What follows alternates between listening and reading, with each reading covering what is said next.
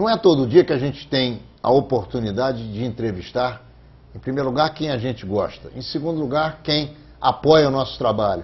Em terceiro lugar, quem anuncia nos nossos produtos desde o primeiro momento.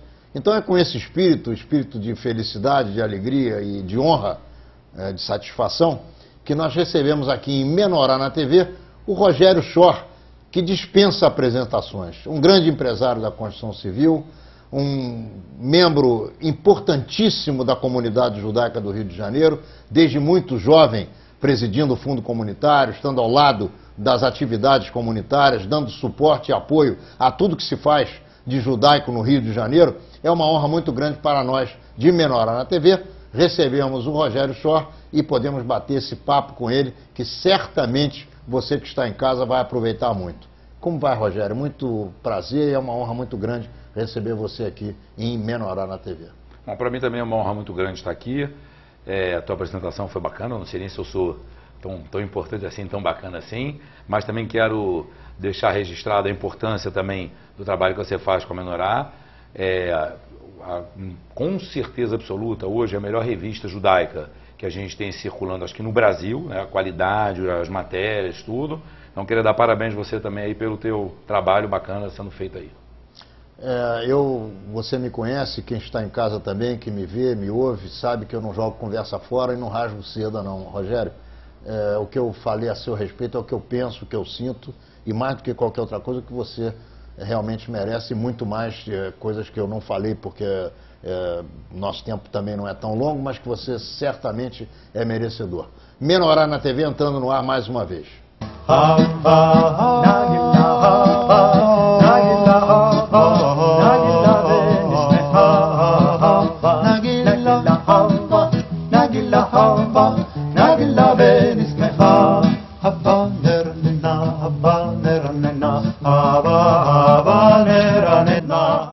O Rio de Janeiro tem paixões tão imensas que foi preciso construir o maior estádio do mundo só para abrigar uma delas.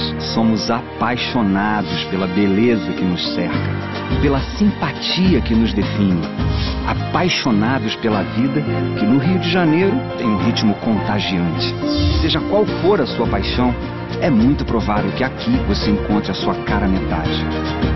Rio de Janeiro, marca registrada do Brasil. A Biovet Serviços elimina pulgas, formigas e baratas. E o melhor, você nem precisa sair de casa. Proteja seu patrimônio contra cupins. Com uma frota moderna, vamos à sua empresa. Biovet Serviços, com respeito total ao meio ambiente. 3213-7900, 3213-7900. Rogério, houve um momento, talvez uns 3 anos para cá, em que se esperava, com a crise internacional, principalmente a crise da construção civil nos Estados Unidos, se esperava maus momentos no Brasil. E, de repente, certamente por influência dos construtores, dentre os quais você se inclui, aparece o Minha Casa Minha Vida, que é um salvo-conduto para a construção civil brasileira. Como é que você explica esse fato e o que é que está significando Minha Casa Minha Vida para a população brasileira? Bom, o programa Minha Casa Minha Vida, ele mudou totalmente o rumo da construção civil dos últimos anos no Brasil. Durante muitos anos, só se construía para a classe média alta em função do não financiamento dos bancos, do curto prazo que os bancos davam para pagar, e em função de falta de subsídios também. Quando veio o programa Minha Casa Minha Vida, ele procura atingir a classe média baixa, a classe baixa, que é uma classe que ficou muito tempo desatendida. Obviamente que muito tempo desatendida gera uma demanda reprimida muito forte, né? O sonho do brasileiro sempre foi ter a casa própria, só que antes ele sonhava e não podia. Agora ele sonha e está chegando à conclusão que pode, né? Diferentemente do que a gente pensa, a ideia do programa para chegar na população demora muito. Ou seja, para que a população tenha ideia do que o programa significa, ela tem dificuldades. É preciso publicidade, é preciso educação, é preciso uma interferência do poder público também, além do poder privado, no sentido de mostrar à população que ela pode. É isso que você está querendo dizer? Exatamente. Para você ter uma ideia, no meio do ano passado, em pesquisas de stand, mais de 60% não sabia o que era o programa Minha Casa Minha Vida. A pessoa ia lá interessada, não sabia.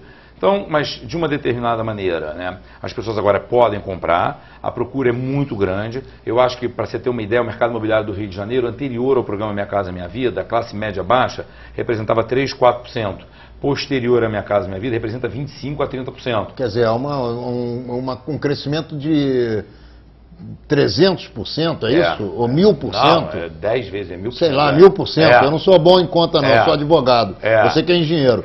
Mas é 1000%. É 800, 900%. É um crescimento estupendo, né?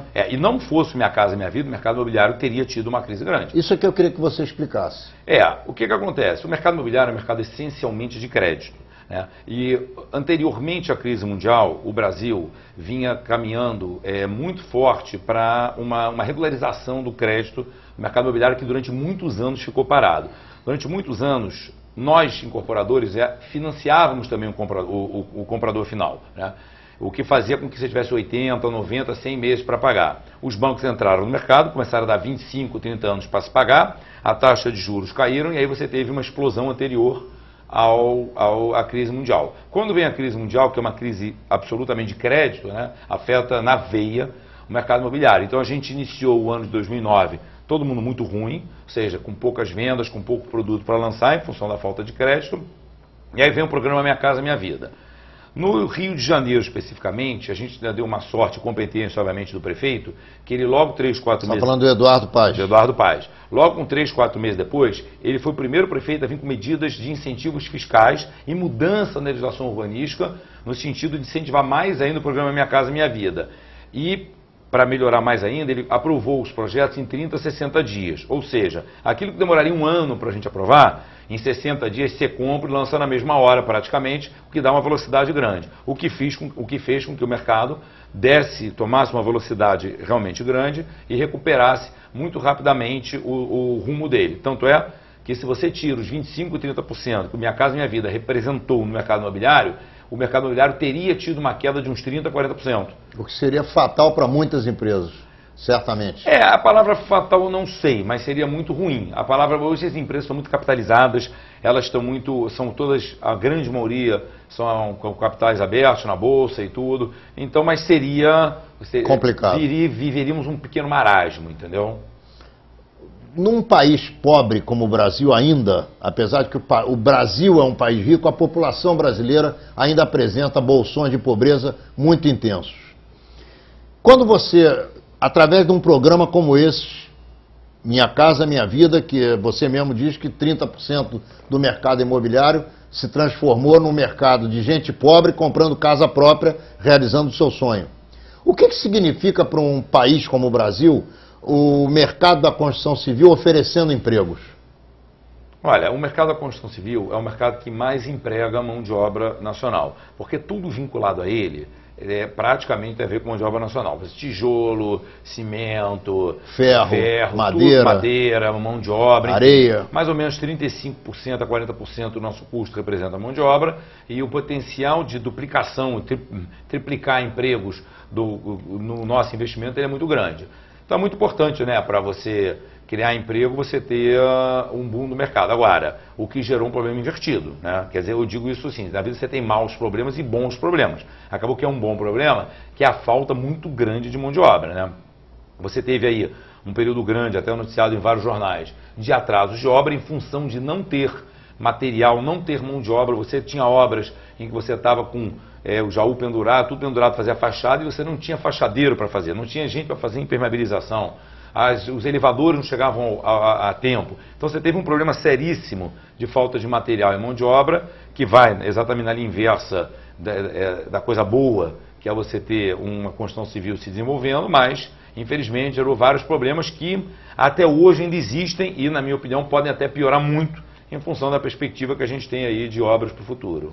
Como é que você forma quadros para trabalhar na construção civil? Quem é que... Hoje, as construtoras estão atentas para esse problema da falta de mão de obra, estão criando escolas internas para prover pessoas que não conhecem o seu ofício ou a necessidade da construção civil para, a partir daquele momento, formar mão de obra qualificada dentro da sua própria casa? Olha, existem vários programas de qualificação de mão de obra sim, mas o problema é um pouco mais sério. Por quê? Porque em épocas passadas, você importava mão de obra dentro do Brasil mesmo. Você trazia gente do Nordeste, né, do Norte, para trabalhar aqui na parte da construção civil. Hoje, por duas situações. Uma, pelo fato das pessoas realmente estarem ficando mais lá, e segundo, pelo Bolsa Família, as pessoas não têm vindo para cá para trabalhar. Então, por mais que você queira criar, né, formação, isso tudo, você não tem tanta demanda assim por esse tipo de trabalho, no sentido assim, mais, eu estou falando do menos qualificado. O mais qualificado, pelo contrário, esse está sendo uma procura muito grande. Você vê na própria ADEME, né, a gente fez lá curso de estruturação imobiliária, que antes, né, você imaginava que não teria nenhum candidato, hoje você tem lá as turmas lotadas e as pessoas querendo aprender mercado imobiliário. As próprias faculdades, né, quando eu era menor, que eu fiz engenharia civil, você tinha uma procura pela engenharia civil muito grande. Nos últimos anos, ninguém queria fazer engenharia civil, e com razão, porque os salários eram muito baixos. Nos últimos anos, anterior a esse boom, claro. Após esse boom de 5, 6 anos para cá, a procura voltou a ser muito grande pela construção civil. Então, nós estamos vivendo um momento onde, nessa parte mais alta da população, você tem realmente uma volta à procura de trabalho, mas na parte mais baixa a gente não consegue nem atrair essas pessoas para que façam esses cursos que você falou. Qual é a tua visão sobre o Brasil de hoje? O que você enxerga nesse país e qual é a tua previsão para um futuro próximo? Olha, Rony, eu sou, no bom sentido, um cavalo com 2 antolhos que só pensa em mercado imobiliário, mercado em Rio de Janeiro. Esse é o meu perfil. E as pessoas, né, de uma determinada maneira, é óbvio que a gente acaba tendo uma opinião sobre o Brasil, né? Mas a minha opinião sobre o Brasil, eu vou dar, mas ela não é muito abalizada. Eu posso falar sobre construção civil, que é uma coisa que eu entendo, isso assim. Mas eu sou muito otimista. Acho que o Brasil tem um caminho muito grande pela frente, né? A gente ainda tem muitas coisas a consertar, mas de uma determinada maneira, né? O Brasil tem características muito boas, né? Por exemplo, né?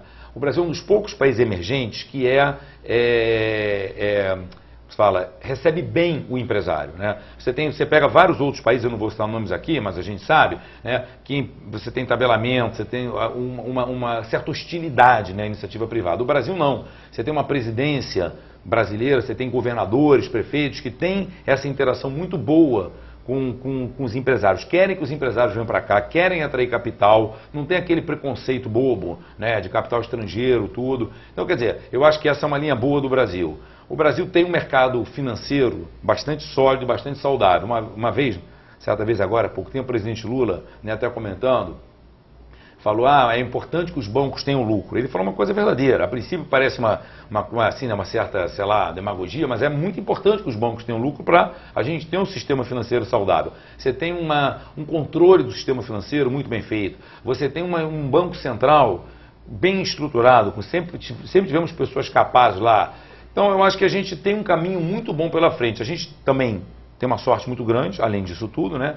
Que nós vivemos nos últimos anos uma época de valorização muito grande das commodities, que fez com que a gente ainda mais caminhasse no caminho, né, mais certo assim. Agora a nova crise do petróleo viabiliza, né, muitas coisas do pré-sal, não sei o que estavam enguiçadas, né? Essa explosão do petróleo aí para acima de 100 voltou a viabilizar muita coisa. Então, eu acho que a gente tem um caminho muito bom pela frente e ainda temos ainda um pequeno caminho a percorrer que vamos percorrer com certeza, né? As pessoas mais novas não lembram, né, graças a Deus, né, da coisa que nós tivemos com a inflação. Eu considerava que a inflação era impossível você acabar com ela e acabamos com a inflação. A mesma coisa eu diria hoje dos juros. Os juros brasileiros nessa casa de 11%, 12%, nós com certeza absoluta vamos caminhar para os próximos anos para as faixas mundiais de 5%, 6%. Imagina o potencial de explosão que o Brasil ainda tem com esse caminho. O mercado imobiliário deu uma explosão muito grande quando os juros veio de 18%, 19% até 9%, 10%. E aí foi que o mercado realmente explodiu. Agora ele deu uma subidinha, mas em termos históricos ainda é baixo, né? É alto comparado com o mundo, mas em termos de Brasil é baixo. Mas eu tenho assim, a plena convicção que daqui a alguns anos nós vamos estar falando aí, se os juros americanos já 2, 3, o Brasil na faixa de 5, 6, e acho que isso vai permitir que a gente consiga alçar um voo mais alto ainda. Há muito pouco tempo atrás, os Estados Unidos conseguiu aniquilar o Bin Laden. E muita gente acha estranho que os americanos comemorem. Na verdade, eu particularmente imagino que todos os cidadãos do mundo ocidental civilizado deveriam comemorar o fato de uma figura desse nível ser extirpado da sociedade mundial, alguém que manda matar 5 mil pessoas como se nada, como um estalar de dedos. Você acha que o terrorismo vai arrefecer com essa atitude dos Estados Unidos, que demorou 13 anos, 12 anos para matar o Bin Laden, ou você acha que não, o segundo Zawahiri, que é o segundo lado da lista da Al-Qaeda, vai continuar com sucesso a empreitada que o Bin Laden iniciou?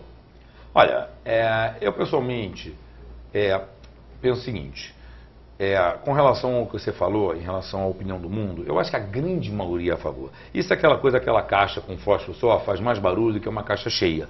Então eu tenho a impressão que se tivesse uma pesquisa, um Ibope mundial, eu tenho a impressão que mais de 80% das pessoas são a favor. Obviamente que, como faz parte também da inteligência mundial, a unanimidade é burra, você vai ter gente que vai achar que não, mas a grande maioria acho que é a favor. Segundo, também acho que com as técnicas hoje em dia de comunicação, de espionagem, tudo isso, você vê que após 11 de setembro de 2001, tem 13 anos, não houve, graças a Deus, nenhum grande atentado terrorista. E eu tenho a impressão de que deve ter sido tentado de várias formas, que não deve ter chegado ao noticiário, os abortos que os serviços secretos conseguiram fazer de vários atentados. Então você vê o seguinte, em 12 anos, né, você, graças a Deus, obviamente, não teve nenhum atentado terrorista numa proporção nem, sei lá, 5% da que aconteceu. Então eu acho que o terrorismo mundial, na minha opinião, está fadado a cada vez mais diminuir. O próprio Israel, né, que todo mundo criticou a criação dos muros, né, que, enfim, se mostrou bastante eficiente. Ainda tem um ou outro atentado, mas a proporção de atentados que acontece é muito pequena, né, proporcional ao que acontecia antes. Então eu acho que essa coisa do terrorismo, a minha opinião, é que vai cada vez mais diminuir, como tem diminuído. Estamos encerrando o primeiro bloco de Menorá na TV com Rogério Schorr.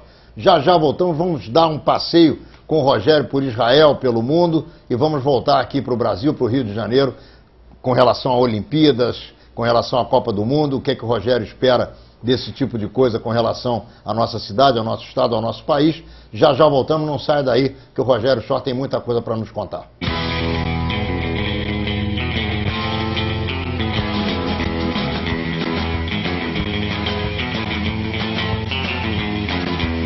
Um projeto de lei de ação popular em São Francisco, na Califórnia, quer transformar em crime a circuncisão feita em menores de 18 anos. Pela lei de lá, são exigidas apenas 7.000 assinaturas para um projeto popular ser levado à votação, e já existem 12.000. A alegação do grupo contra a circuncisão contraria as opiniões médicas e diz que traz riscos à saúde, além de diminuir a atividade sexual. Esses detratores deveriam perguntar às famílias ortodoxas, judias e muçulmanas com 10 ou mais filhos se a circuncisão os atrapalhou. Juristas americanos afirmam que o projeto é para todos e não é focado sobre minorias, portanto, é constitucional. Se for aprovado, São Francisco poderá ter a polícia do pênis. Será que alguém circuncidado em outro estado será preso por portar um pênis ilegal na cidade onde há a maior liberdade homossexual do mundo? Atualmente, cerca de 85% da população norte-americana é circuncidada.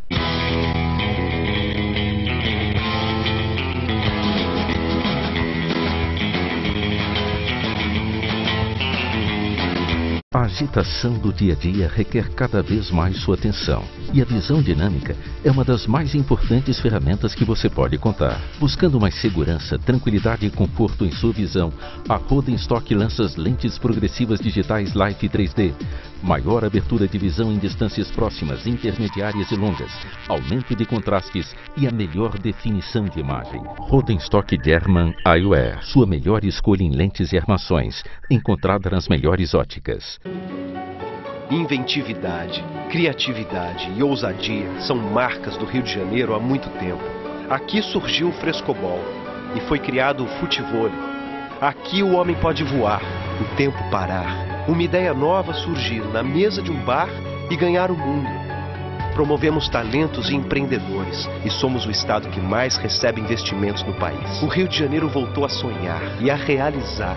Rio de Janeiro, marca registrada do Brasil. Rio, 6 milhões de pessoas, 6 milhões de sonhos.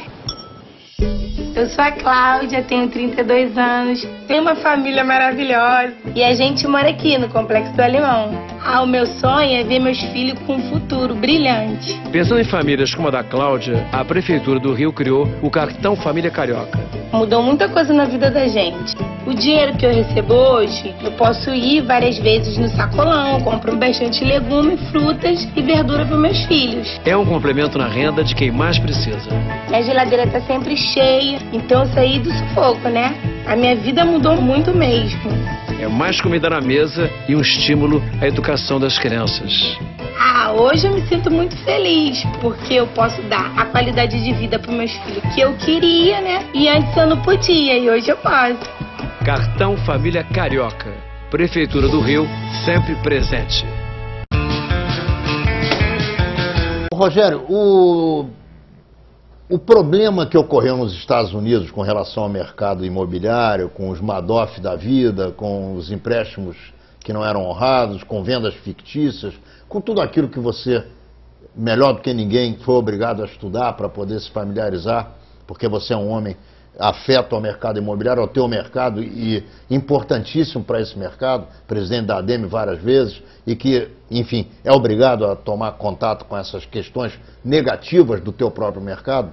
Você acha que isso de alguma maneira pode se repetir no Brasil? Você acha que esse boom do mercado imobiliário ele pode estar num beco sem saída, ou isso é uma fantasia daqueles que têm medo até da própria sombra?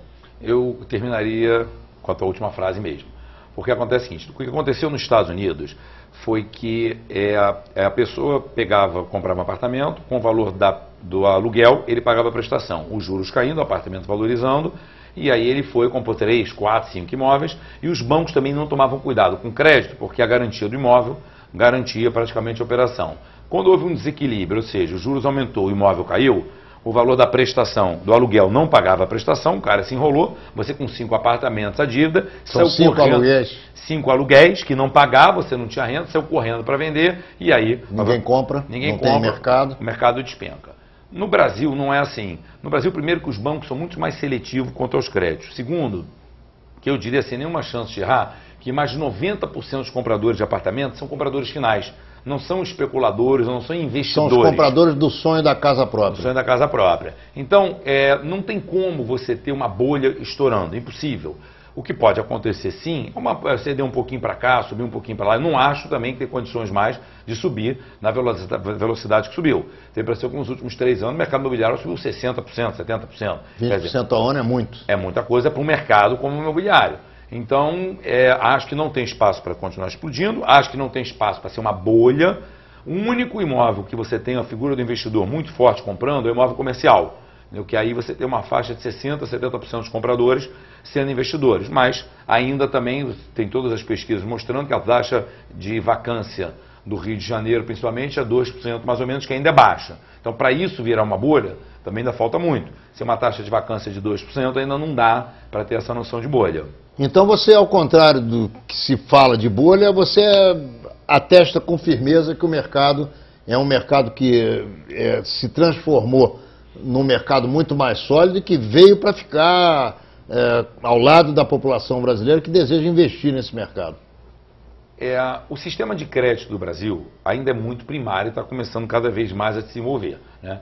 Existe um espaço muito grande ainda para a criação de linhas de crédito, de formas de financiamento do mercado imobiliário, que ainda pode continuar melhorando o acesso das pessoas à compra da casa própria.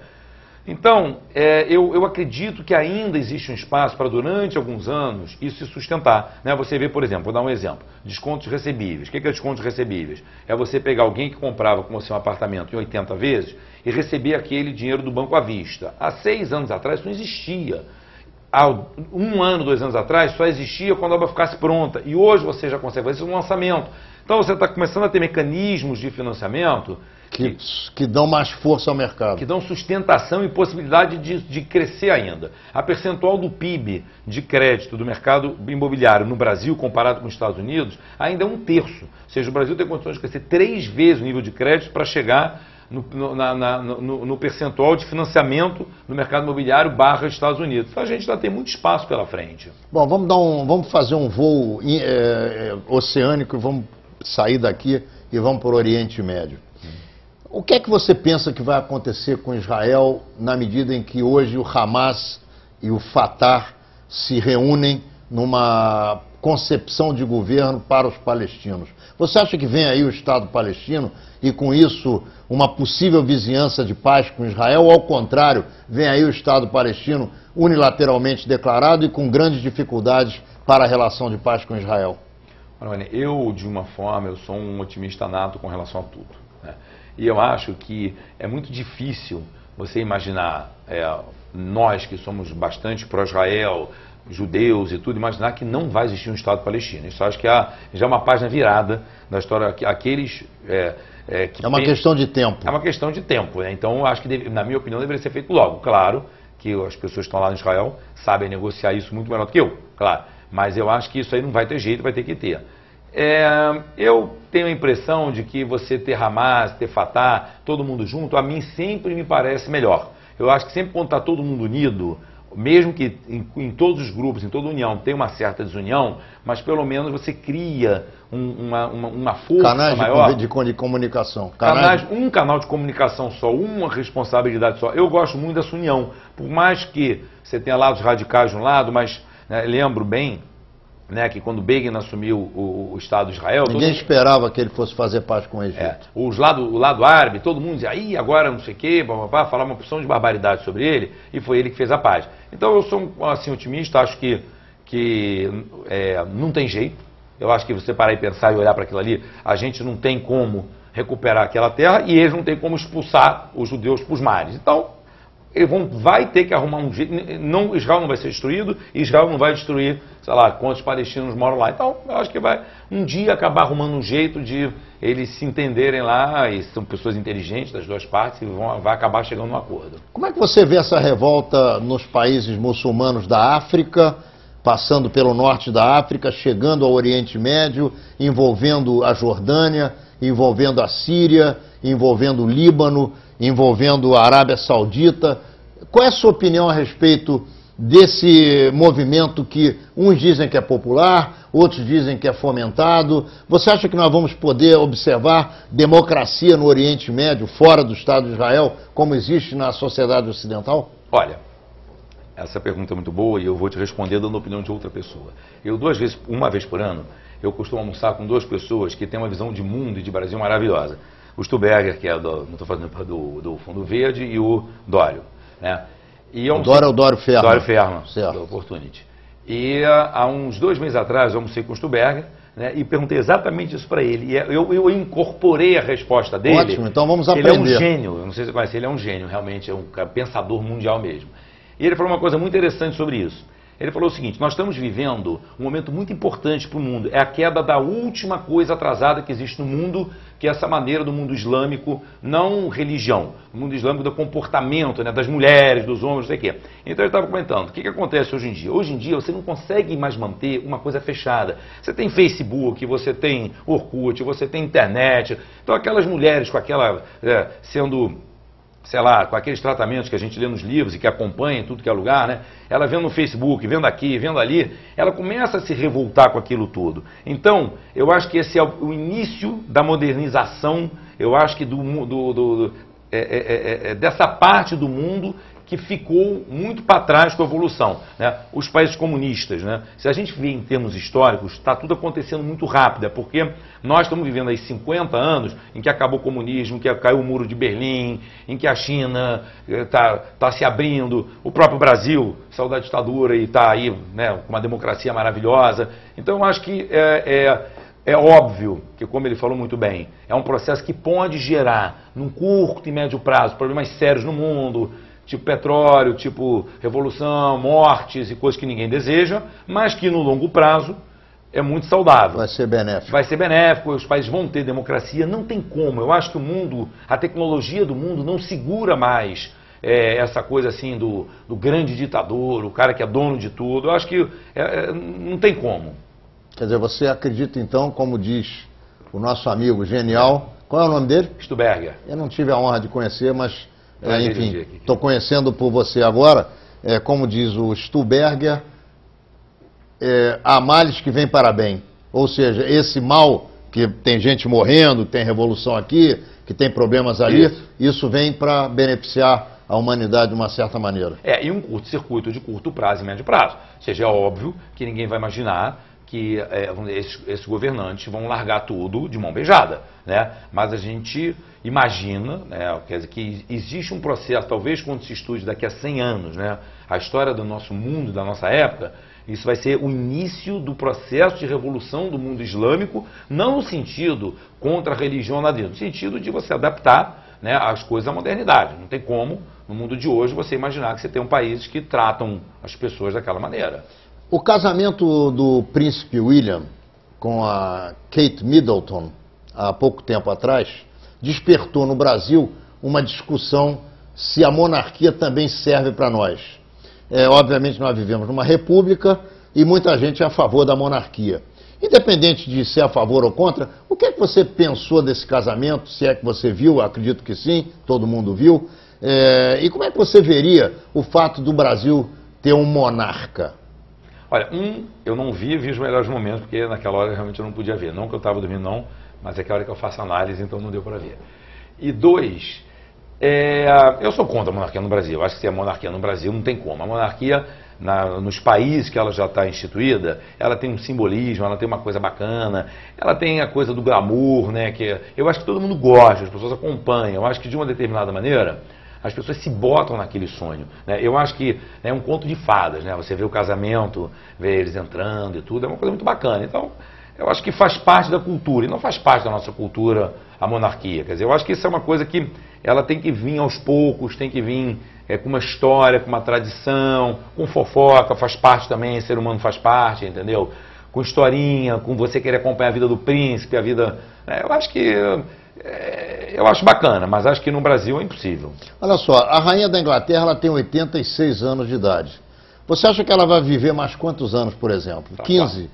15? Vamos dizer que ela vai viver 100 anos. Então, daqui a 15 anos, vamos colocar assim, naturalmente vai haver a substituição da realeza na Inglaterra.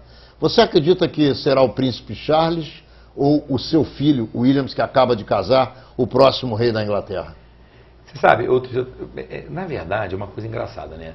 Você vê que deve existir algum código de ética lá entre eles que você praticamente não vê eles falando nunca. Eu não me lembro, não sei, de ver o príncipe Charles falando nunca nada. Não me lembro de eu não me lembro de ter ouvido a voz dele. Não é uma coisa que eu fiquei outro dia pensando. Eu não me lembro de ter ouvido a voz nunca dele, assim, nada. Então é difícil você saber, porque isso teria que ser uma atitude de grandeza dele. Entendeu? E é difícil porque, pelo que a gente percebe, o povo não quer ele, né? O povo gostou dessa nova... Na verdade o povo queria a mulher dele, que morreu. E não quer essa mulher dele nova. Eu acho que e ele acaba pegando Enfim, ele acaba recebendo o pagamento pelo mau comportamento, entre aspas, que eu nem sei se existiu ou não, dele com a Diana, que era o xodó da sociedade inglesa, né? E eu acho que essas crianças, os filhos da Diana, representam um pouco, né, essa volta, a mãe, e uma coisa mais eles têm uma figura mais simpática, né, também a coisa da televisão, da tecnologia hoje, foi o evento mais visto no mundo, né, 3 bilhões de pessoas, então todo mundo encantado com aquilo. Eu acho que é difícil a gente saber, porque, de novo, depende da grandeza dele, de reconhecer e se abrir mão. Aí é uma coisa que eu não sei nem como é que é a voz dele, então é difícil. Não saia daí. Nós estamos encerrando o nosso segundo bloco com o Rogério Schorr. Já voltamos com muitas novidades para que você possa aproveitar a inteligência desse grande empresário, desse grande judeu e desse grande amigo de Menorá. Já voltamos.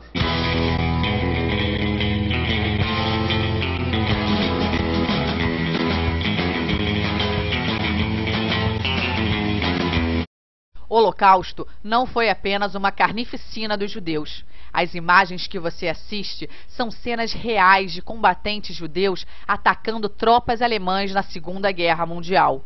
Confinados em guetos antes de serem abatidos ou mesmo nos campos de concentração e trabalho forçado, os judeus tentaram manter suas tradições, seu dia sagrado de sábado, a festa de Pêssar, do recebimento dos 10 mandamentos e principalmente o dia do perdão. Os judeus não morreram apenas. Os jovens de movimentos de esquerda fugiram para as florestas e formaram unidades de guerrilha ou se incorporaram às unidades existentes. Sua história é bem contada, mas pouco divulgada em português. Os judeus nunca mais serão levados à morte sem reagir.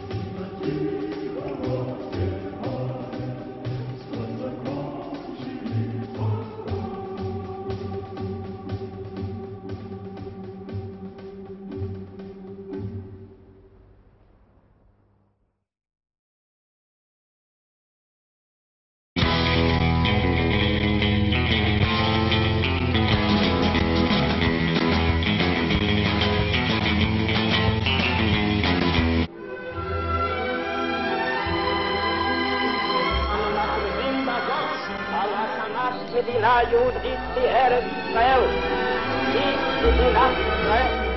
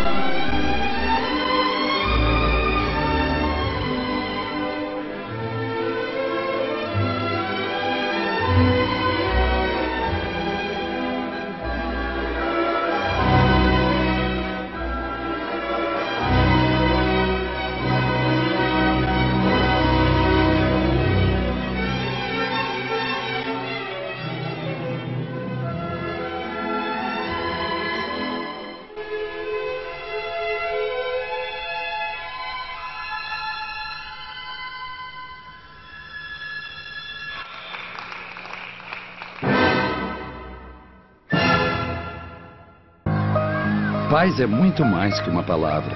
É um sentimento coletivo, um desejo que acompanha a humanidade através dos tempos, embora a história da humanidade seja feita de tantas guerras. Pelo menos aprendemos que viver em paz vale a pena. No Rio de Janeiro, a paz hoje é um sonho possível. É uma boa noite sem medo e uma mãe com esperança. A paz é uma conquista de todos que vai chegar para todos. Rio de Janeiro, marca registrada do Brasil. Rogério, durante muitos anos, o Rio de Janeiro foi acusado de andar para trás. Desde o governo federal, com base no Distrito Federal, que era sede aqui o Rio de Janeiro, até praticamente a eleição do Sérgio Cabral. Hoje, com as UPPs, com todo o esforço que o Sérgio faz de fazer com que o interior do Rio de Janeiro se desenvolva, um esforço enorme de desenvolvimento, com abertura de estradas, com asfaltamento de vias de toda a natureza, com todo o cuidado que tem sido feito pelo governo federal, como é que você está vendo esse momento do estado do Rio? Olha, é o melhor momento de todos os tempos que a gente já viveu. Eu acho que o Rio de Janeiro, durante muitos anos, não teve um clima de otimismo. A gente sempre viu o Rio de Janeiro com um futuro sombrio, e a favela aumentando, e a violência aumentando. E o desemprego aumentando. Desemprego aumentando, as empresas indo embora, a degradação da cidade, e nada, nenhuma atividade econômica vindo para cá. E de repente, quer dizer, de repente não, claro, com o governador e com o prefeito alinhados, e junto com o governo federal, e com a capacidade desses governantes atuais, a gente mudou o clima. Eu nunca me senti tão otimista quanto agora. Acho que, vamos dizer assim, se eu tivesse que hoje escolher um local no mundo para investir, eu diria Brasil, Rio de Janeiro, né? A gente está vivendo ainda somente sobre o efeito muito mais da perspectiva do que dos fatos da Olimpíada, né? Ou seja, a gente sabe que vai ter a Olimpíada vai ser daqui a 5, 6 anos, mas ainda não começaram as obras que vão gerar uma renda muito grande para a nossa cidade, né? A gente sabe que vai ter a Copa do Mundo, essa já começou. A gente vai ter nos próximos anos vários eventos importantes. No ano que vem tem a Rio +20. No outro ano tem um calendário muito... São as atividades que vão esquentar tanto a Copa do Mundo quanto a Olimpíada. Exatamente. Então, quer dizer, eu acho que a outra coisa também, quer dizer, as UPPs, são coisas que a favela é uma coisa que a gente nunca pensava que ia poder se pacificar, né? A gente, no último prêmio ADM, a gente fez homenagem ao Beltrame, que foi surpresa para todo mundo, ninguém esperava. Eu consegui levar ele meio que escondido, entre aspas, né? E foi no auge da ocupação do alemão, né? Ele foi aplaudido de pé por 1000 pessoas, ele se virou para mim, ele falou assim: Rogério, eu não esperava isto tudo, ele assim, tudo super emocionado, sabe? Eu falei: Beltrame, você virou um herói. Então, quer dizer, eu acho que a gente vive um clima de otimismo muito grande, e eu sou muito, assim, otimista com o futuro do Rio de Janeiro. As empresas estão voltando, você viu o que eu falei antes da taxa de ocupação, hoje você fica com o escritório vazio, rapidamente você tem gente alugando, as lojas estão rapidamente colocadas, os imóveis comerciais colocados à venda, você praticamente não precisa anunciar, é tudo vendido.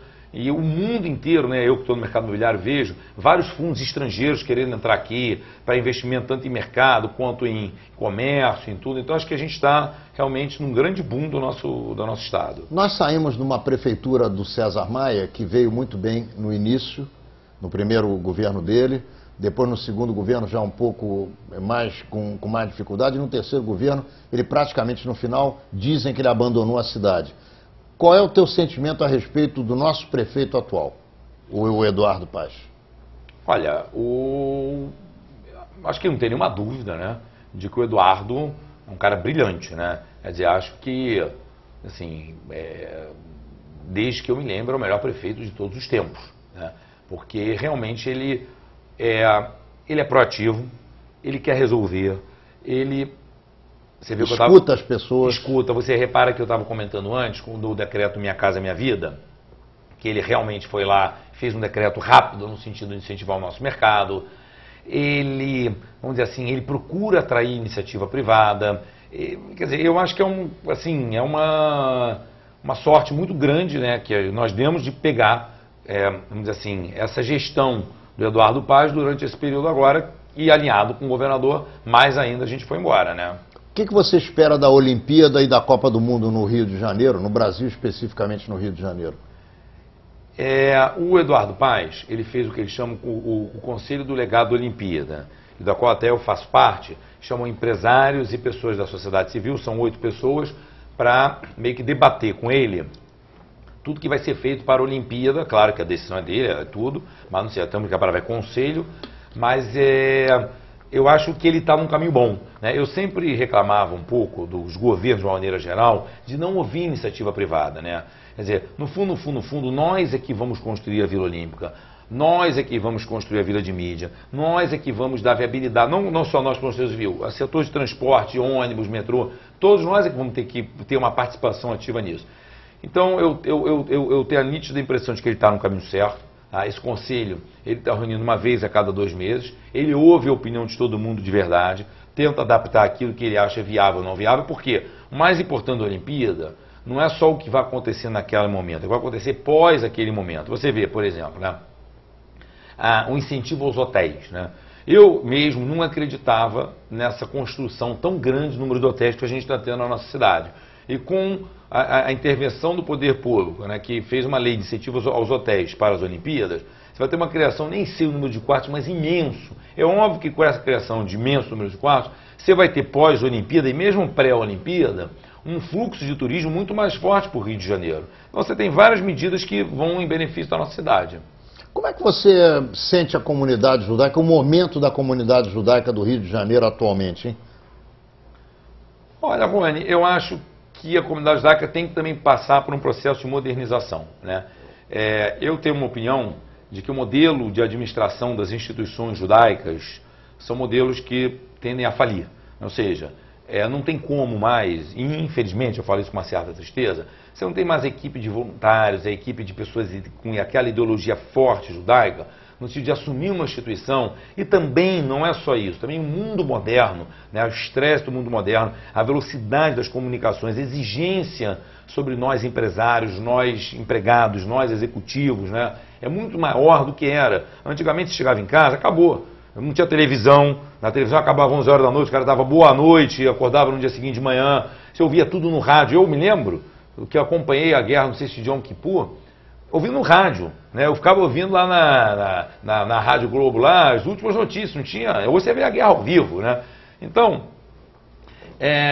eu acho que a gente tem que partir para um modelo mais, entre aspas, profissional, entendeu? Um pouco, aí uma propaganda pequena aqui, um pouco o modelo do Lies, onde você tem uma grande diretora que toma conta da escola e você tem assim, os executivos, entre aspas, né, os conselheiros que ouvem aquilo e dão, vamos dizer assim, a linha da filosofia da escola. Mas o dia a dia tem que ser profissionais. Enquanto você tiver voluntários tomando conta do que estão tomando por aí, eu infelizmente acho muito difícil a comunidade conseguir dar a volta por cima. Como é que você encara o governo atual de Israel, se bem que não é do nosso feitio a gente fazer crítica, mas uma leitura? Como é que você vê o governo de Israel hoje? Eu sou sempre do lado deles, entendeu? Porque eu acho que é muito difícil, né? Eu não consigo ter uma opinião formada sem estar vivendo ali aquele clima, aquele momento, aquela tensão. Eu tenho primos que são da minha idade, né?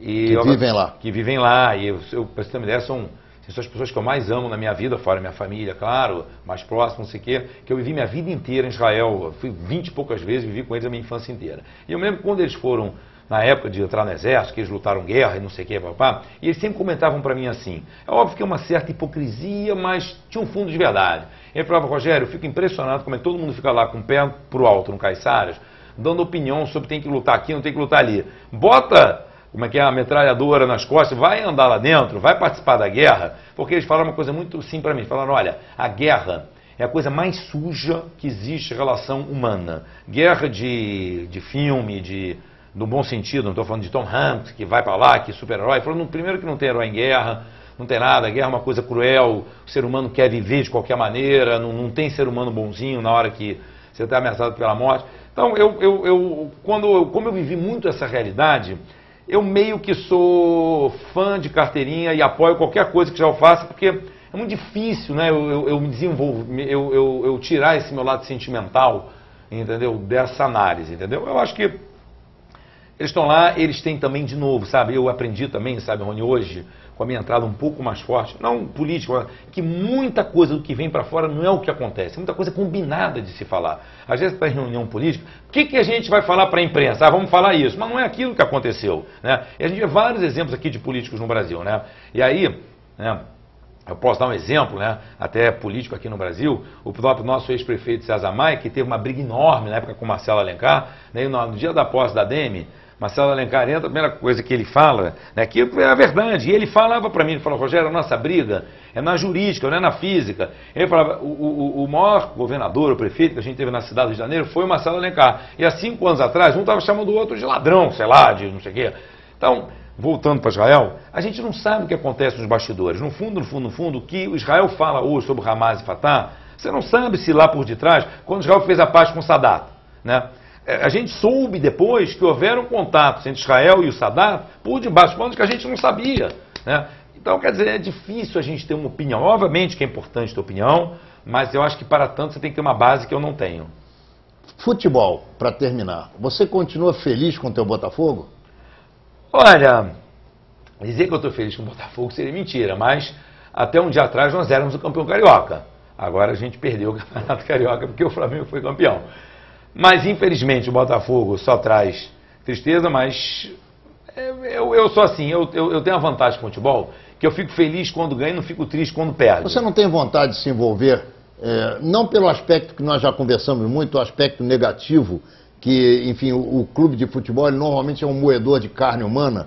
Mas eu pergunto, você como botafoguense não tem vontade, como eu tenho, por exemplo, de me envolver com o Flamengo, você não tem vontade de oferecer um pouco da tua inteligência, um pouco da tua capacidade, um pouco da tua visão administrativa ao Botafogo, não?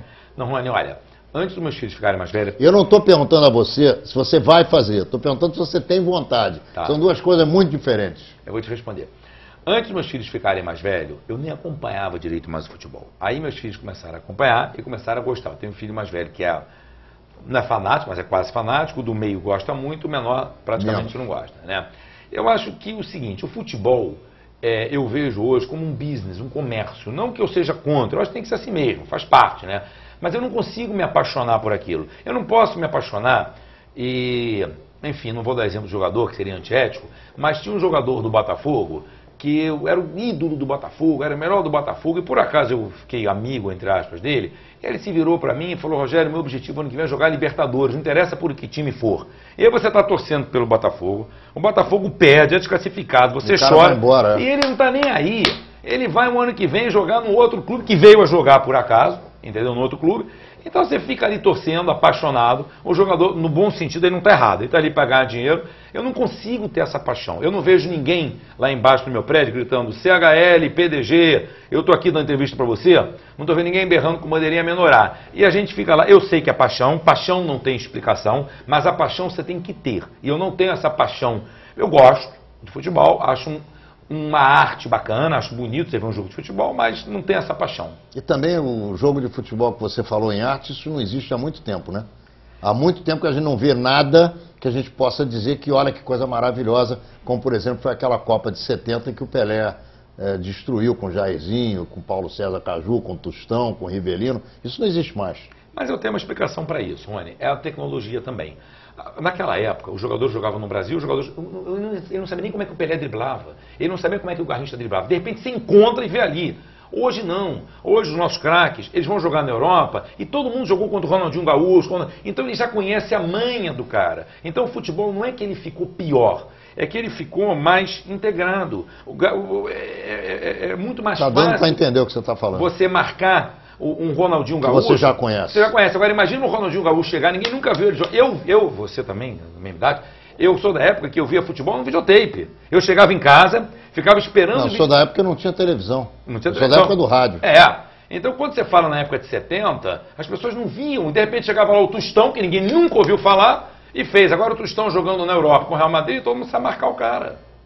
Muito bem, doutor Rogério. Nós chegamos ao final do nosso programa, infelizmente. O papo com você é fantástico, é maravilhoso, mas infelizmente eu te ofereço as câmeras e os microfones do Menorá na TV para que você se despeça dos nossos telespectadores, porque o programa terminou.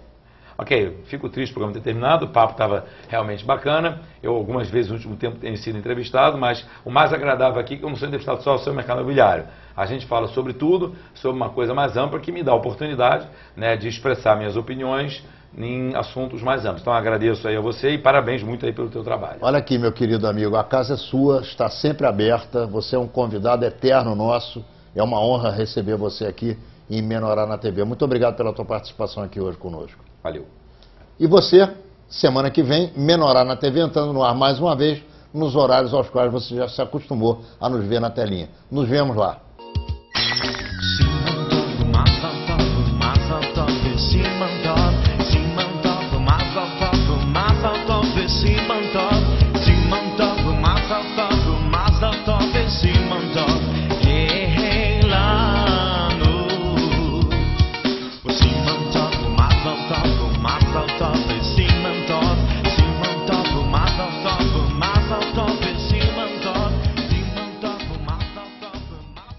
Você já imaginou passar 365 dias de férias?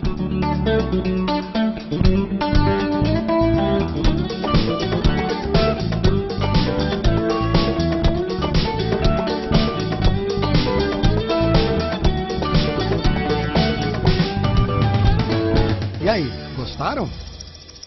No Atlantis Park, a vida parece uma eterna viagem de férias. Um condomínio fechado com apartamentos de 2 e 3 quartos e mais de 30 opções de lazer num dos pontos mais nobres de Campo Grande, a Estrada do Monteiro. E o que é melhor, o Atlantis Park já está pronto para você morar e se divertir. Mude já por apenas R$141 mil e ainda ganhe os armários da cozinha ou do quarto. Atlantis Park, o apartamento decorado e a área de lazer estão prontos esperando você. Venha conhecer o melhor condomínio de Campo Grande na Estrada do Monteiro, número 323, e fale com um corretor ou ligue 3539-5011. Menorá é a sua revista judaica com meio século de informação. Trazemos uma edição especial de colecionador, com as viagens de Menorá por mais de 20 comunidades judaicas pelo mundo. Assine Menorá e garanta a qualidade da sua informação. Paz é muito mais que uma palavra. É um sentimento coletivo, um desejo que acompanha a humanidade através dos tempos, embora a história da humanidade seja feita de tantas guerras. Pelo menos aprendemos que viver em paz vale a pena. No Rio de Janeiro, a paz hoje é um sonho possível. É um boa noite sem medo e uma mãe com esperança. A paz é uma conquista de todos que vai chegar para todos. Rio de Janeiro, marca registrada do Brasil.